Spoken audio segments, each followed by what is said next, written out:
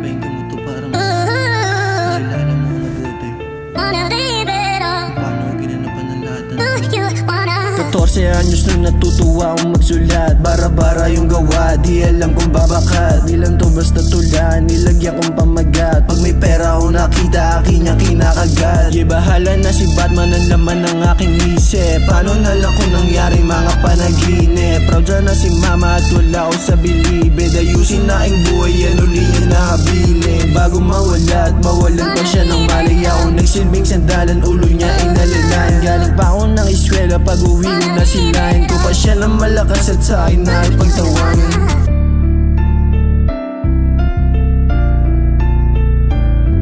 Pero pakinggan mo naman kung paano ginanapan.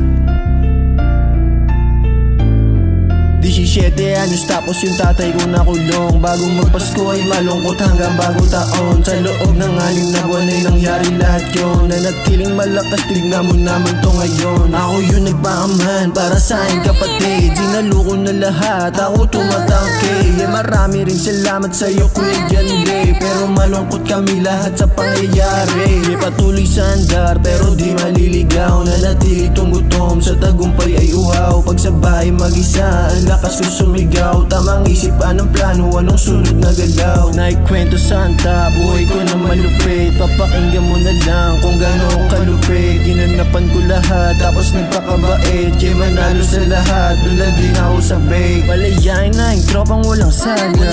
Mag-iingat mga tropa sa alsada. Lalo mga kadikit ko dun sa spada.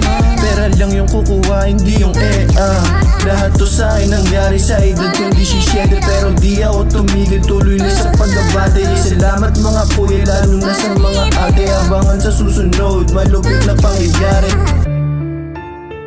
Okay, napahinggan mo naman kung gaano ginanapan lahat yun.